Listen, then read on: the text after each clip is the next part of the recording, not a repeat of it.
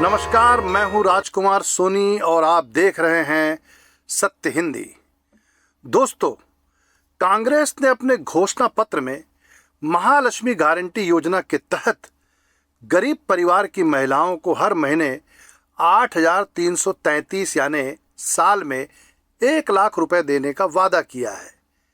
देश के अन्य हिस्सों में कांग्रेस के इस वादे का महिला मतदाताओं पर कितना असर हो रहा है, इसकी ठीक ठाक जानकारी तो हाल फिलहाल में सामने नहीं आई है, लेकिन छत्तीसगढ़ में जरूर Mahalakshmi guarantee scheme game changer साबित हो सकती है। जी हां, आपने एकदम सही सुना। महिलाओं को 1,00,000 रुपए देने वाली स्कीम इस लोकसभा चुनाव में भाजपा का खेल बिगाड़ सकती है। दरअसल इस बात को कहने की कुछ वजह है। छत्तीसगढ़ में जब विधानसभा का चुनाव था, तब भाजपा ने मध्य प्रदेश की लाडली बहना योजना के तर्ज पर महतारी वंदन योजना यहां पर लागू की थी। हालांकि चुनाव के वक्त भाजपा ने अपने प्रचार में जोर शोर से यह कहा था कि योजना का लाभ हर महिला को, इस पर जोर दीजिएगा, हर महिला को मिलेगा। भाजपा के प्रचार प्रसार की वजह से नौकरी पेशा महिलाएं जो है, उन्होंने भी ये फार्म भरा था और वे आश्वस्त थी कि उन्हें हर महीने कम से कम 1,000 रुपये का लाभ तो मिल ही जाएगा। लेकिन सरकार बनने के बाद क्राइटेरिया बनाया गया और साफ किया गया कि योजना का लाभ उन्हीं महिलाओं को मिलेगा जो छत्तीसगढ़ की मूल निवासी होने के साथ साथ शादीशुदा होंगी। लाभार्थी महिलाओं के परिवार की वार्षिक आय 2.5 लाख रुपए से कम होना भी एक अनिवार्य शर्त थी, जिसके चलते बहुत सारी महिलाएं अपात्र घोषित हो गई। सरकार बनने के बाद भाजपा ने बहुत सारे बट किंतु परंतु लगाए, मगर इतना तो साफ है कि विधानसभा चुनाव में महतारी वंदन योजना कांग्रेस की कई घोषणाओं पर भारी पड़ गई थी। जब विधानसभा का चुनाव चल रहा था, तब राजनीति के जानकार भी यह मान के चल रहे थे कि समर्थन मूल्य पर धान की खरीदी, राजीव गांधी न्याय योजना के तहत किसानों को बोनस का वितरण और भूपेश बघेल की तरफ से किया गया कर्ज माफी का वादा ग्रामीण विशेषकर किसान मतदाताओं को प्रभावित करेगा। लेकिन ऐसा हुआ नहीं। महतारी वंदन योजना ने पूरी तरह से पासा पलट दिया था। चुनाव के दौरान कई ऐसी खबरें भी आई और देखने पड़ने को मिली, जिससे पता चलता था कि योजना कितना गहरा असर डाल रही है।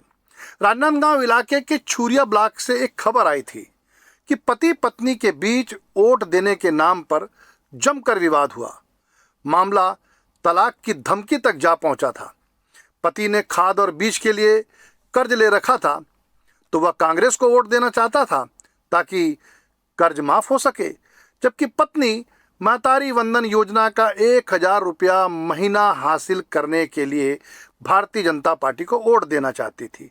तो विवाद हुआ और विवाद की स्थिति से बात तलाक तक पहुंची। ग्रामीण इलाकों से तब ऐसी कई खबरें प्रकाश में आती रही। इसमें कोई दो मत नहीं कि तब ग्रामीण महिलाओं ने इस योजना का लाभ उठाने के लिए भारतीय जनता पार्टी को जबरदस्त ढंग से अपना समर्थन दिया था। लेकिन इधर मामला पलट गया है। 2024 के लोकसभा चुनाव में गरीबी रेखा के नीचे जीवन यापन करने वाली महिलाओं का झुकाव कांग्रेस की महालक्ष्मी गारंटी योजना की तरफ दिखाई दे रहा है। वैसे किसी भी चुनाव में सीधे तौर पर पैसे का प्रलोभन देना अपराध की श्रेणी में आता है, लेकिन राजनीतिक दल घुमा फिराकर फायदे और नुकसान की बात समझाई देते हैं। विधानसभा चुनाव के दौरान भाजपा ने गांव-गांव में महिलाओं से फॉर्म भरवाया था और यह आश्वस्त किया था कि सरकार बनते ही महिलाओं को उनके खाते में 1,000 रुपया भेज दिया जाएगा। तब कांग्रेस ने शिकायत की थी और बड़े पैमाने पर फार्म जब्त करने की कार्रवाई देखने को मिली थी। अब वही काम कांग्रेस भी कर रही है। कांग्रेस भी गांव-गांव और कस्बों में योजना का लाभ बता रही है, फार्म भरवा रही है और निर्वाचन अधिकारियों के ओर से दी जाने वाली नोटिसों का जवाब भी दे रही है। इस बारे में हमने कांग्रेस संचार विभाग के अध्यक्ष सुशील आनंद शुक्ला से चर्चा की, तो उन्होंने बताया कि कांग्रेस राजनीतिक कार्यक्रम को राजनीतिक तौर तरीके से ही लेती है। पार्टी के कार्यकर्ता लोकसभा की 11 सीटों पर बैनर, पोस्टर, पंपलेट और प्रचार का फार्म लेके जा रहे हैं और फार्म के जरिए महिला मतदाताओं तक पहुंच रहे हैं, तो भाजपा वालों के पेट में दर्द क्यों हो रहा है? जब भाजपा के लोग विधानसभा चुनाव के दौरान फार्म भरवा रहे थे तब सारे नियम कानून सही थे, और जब कांग्रेस फार्म भरवा रही है तो निर्वाचन अधिकारियों से झूठी शिकायत की जा रही है। यह सही है कि चुनाव के दौरान किसी भी बात के प्रभाव को रोकने के लिए कई तरह के पैतरे आजमाए जाते हैं, जिसे गुणा भाग या दांव पेच भी कहते हैं। महालक्ष्मी गारंटी योजना की ताबड़तोड़ चर्चा के बीच कहीं न कहीं यह बात भी देखने सुनने को मिल रही है कि अगर गरीबी रेखा के नीचे जीवन यापन करने वाली महिलाओं को हर महीने 8,000 रुपये से ज़्यादा मिलने लगेगा तो फिर खेती किसानी का काम कौन करेगा? और लोगों को घरों में झाड़ू पोछा और बर्तन मांजने वाली कामकाजी महिलाएं नहीं मिल पाएंगी। वैसे रोज रोज राष्ट्रवाद की चिल्लोपो मचाने वालों की यह सोच सीधे तौर पर स्त्री विरोधी ही नजर आती है। अगर कोई महिला आर्थिक तौर पर मजबूत होती है तो उसका फायदा न केवल उसके परिवार को बल्कि समाज के एक बड़े वर्ग को भी मिलता है। ये बहुत ही अच्छी बात है, क्योंकि हमारे यहाँ दलित आदिवासी लोग आर्थिक रूप से बहुत ही गरीब रहते हैं और शादी बर विवाह में बहुत सारे कर्जे से लदे रहते हैं, जिसके चलते वो भट्टा जाते हैं, पलायन करते हैं और दिनों दिन कर्जे में बढ़ते रहते हैं। अगर महिलाओं को अगर हर महीना 8,000 रुपये मिलेगा तो उनकी आर्थिक स्थिति और सुधरेगी, बच्चे को अच्छे पढ़ा लिखा पाएंगे, खेती किसानी भी अच्छा से कर पाएंगे, तो कम से कम महिलाओं के बैंक में पैसा आएगी, महिलाओं के अकाउंट में पैसा रहेगा, उनमें निर्णय लेने की क्षमता बढ़ेगी, उनमें लेन देन करने की क्षमता बढ़ेगी। और महिलाओं के पास जब पैसा रहता है तो महिलाओं में एक नई सोच आती है, अपने घर और परिवार के बारे में वो सोचती है।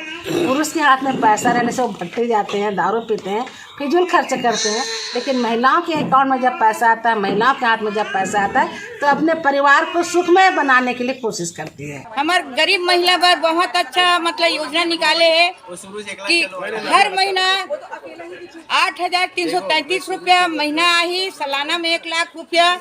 तो गरीब परिवार के जो महिला है अपन बाल बच्चे पढ़ा लिखा सकते हैं, गैस है, रसोई है और बहुत से खर्चा महिला मन के वो पूरा हो सकते। अभी भारतीय जनता पार्टी बोले है कि हर महिला के खाता में 1,000 रुपया हर महीना ही गई की कहाँ देवत है हर महिला ले 1,000 रुपया। मैं हूँ भरे रहे हूँ 1,000 रुपया फार्म मोर में, तब 2 महीना हो गए, 1 रुपया नहीं आवत है। बहरहाल तमाम तरह के बहस और विमर्शों के बीच ठीक ठाक ढंग से महिलाओं का साथ किस राजनीतिक दल को मिल पाता है, इसका खुलासा तो 4 जून को ही हो पाएगा जब परिणाम आएगा।